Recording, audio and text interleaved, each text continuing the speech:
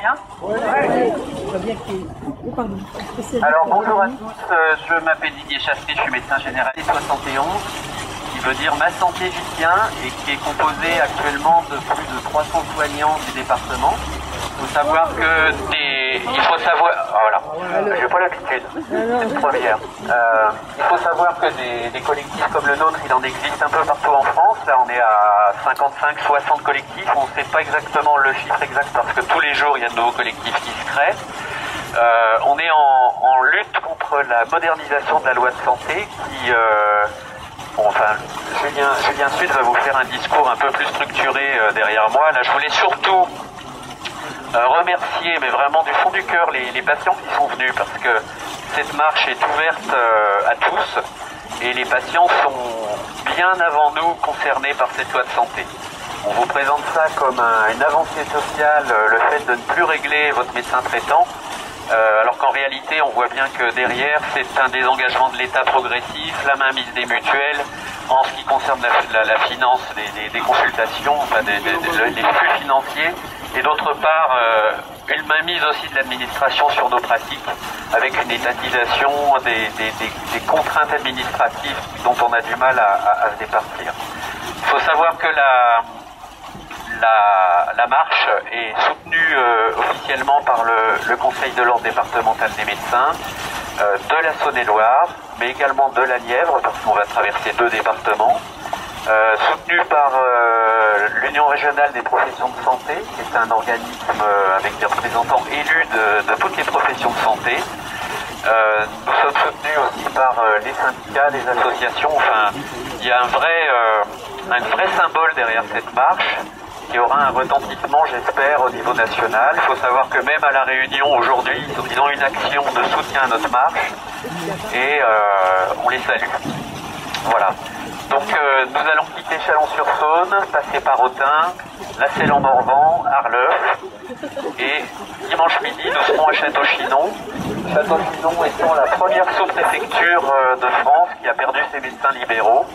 On vit une situation démographique très compliquée, et voilà. Donc je vais laisser la parole à Julien Sudre, qui va vous présenter un petit peu plus, de façon plus structurée, notre combat. Julien.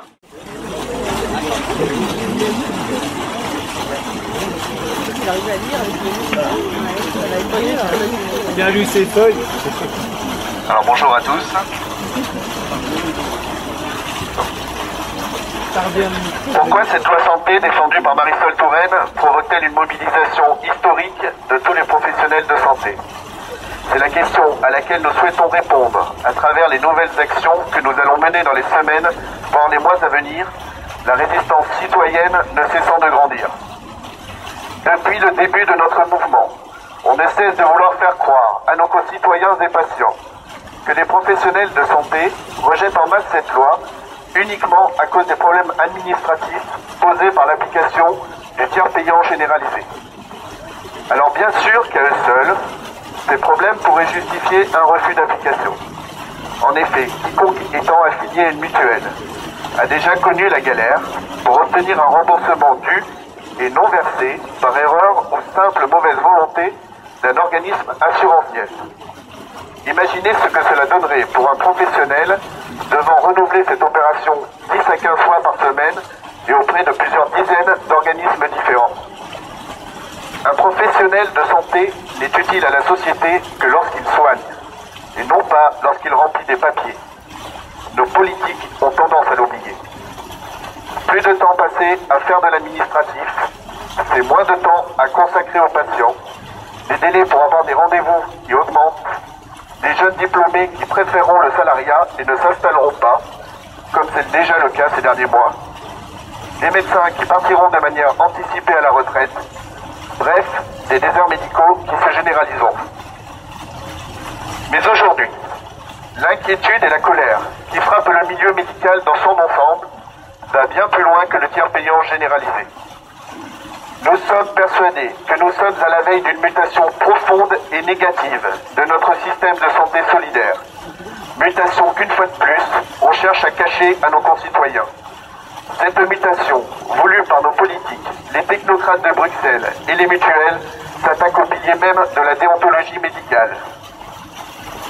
Nous ne pouvons pas accepter, professionnels de santé comme patients, le partage des données médicales des patients avec les assureurs privés. Cela entraînera, sans l'ombre d'un doute, à court ou à moyen terme, une évaluation du risque par les assureurs privés pour chaque patient, ce qui conduira à une augmentation des cotisations des Français à la santé la plus fragile. C'est la fin du secret médical.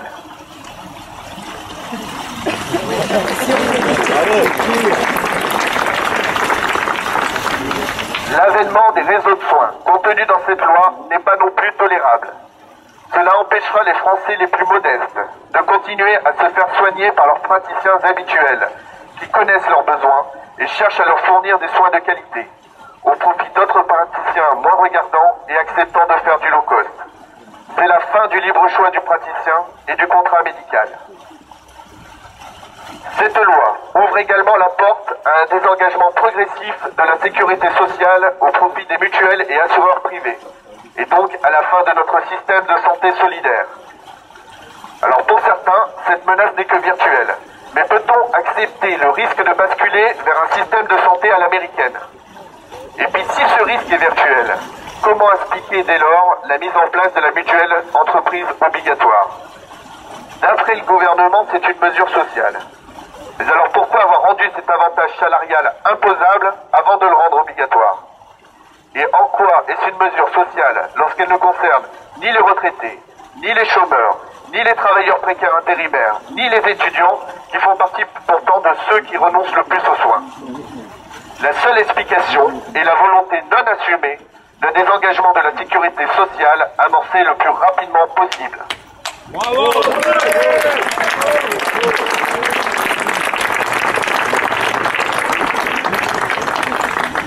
Et comment le gouvernement peut-il parler de loi sociale alors que la loi santé conserve les franchises médicales? Franchises médicales contre lesquelles ils militaient farouchement lorsqu'ils étaient dans l'opposition, les considérant comme injustes socialement.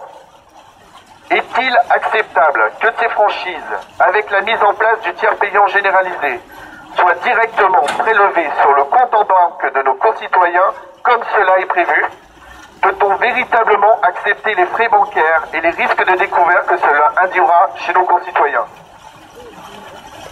Unanimement,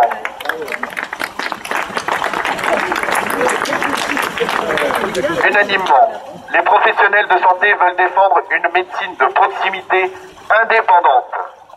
Nous ne pouvons pas accepter la tutelle administrative des agences régionales de santé, entravant notre liberté d'installation et surtout de prescription, le fait d'être inféodé au monde de la finance et la perte de temps administrative toujours grandissante.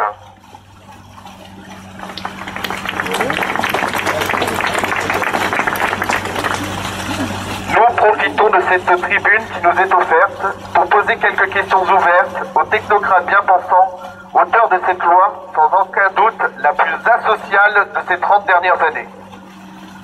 Pourquoi n'y a-t-il aucune mesure pour réformer la sécurité sociale étudiante, qui est la honte du système social français? Les étudiants renoncent pour près d'un quart d'entre eux à des soins, car ils n'arrivent pas à déclarer leur médecin traitant, ont des délais de remboursement totalement délirants, et rien ne change. Pourquoi? Actuellement, le mot d'ordre est à la mise en concurrence générale de la société française, notamment pour les professionnels de santé, afin de faire baisser les coûts pour les Français. Dans ce contexte, comment expliquer que des garde-fous aient été pris pour empêcher les Français de choisir eux-mêmes leur mutuelle par le biais des mutuelles obligatoires, les enchaînant à la mutuelle choisie par leur employeur, mutuelle dont il sera quasiment impossible de se séparer, sauf en convainquant l'ensemble de son entreprise de faire de même? Et comment choisir sa mutuelle sans avoir accès au compte-rendu financier exact de ces organismes?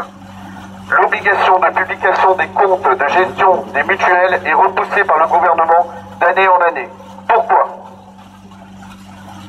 Face à tous ces problèmes et ces questions sans réponse, nous demandons l'abandon pur et simple du projet de loi santé.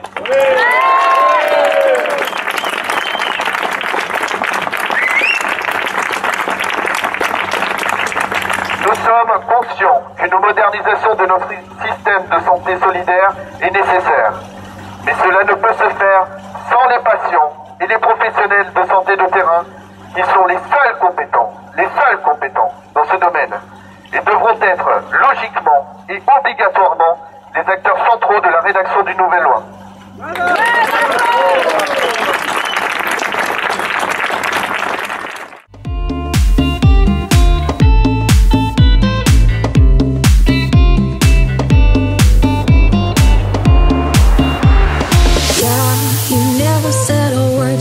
Send me no letter, don't think I could forgive you. See, our word is slowly dying, I'm not wasting no more time. Don't think I could believe you.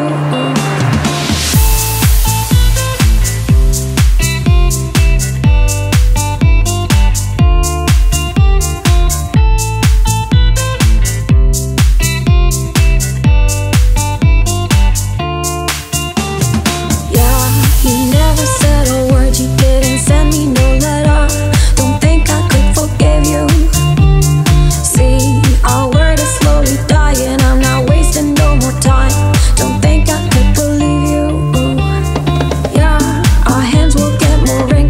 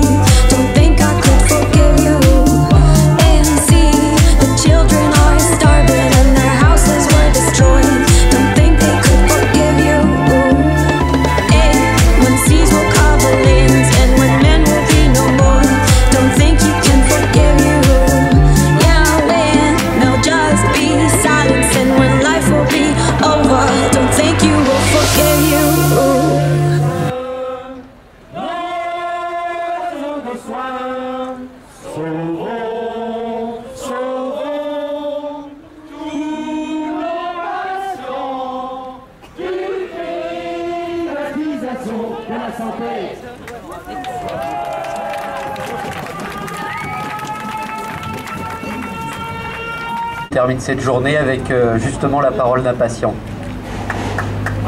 Juste pour vous dire qu'effectivement, nous avons suivi cette journée avec plaisir parce que effectivement notre santé est entre les mains de tous les médecins, mais aussi de ce qu'on va en faire.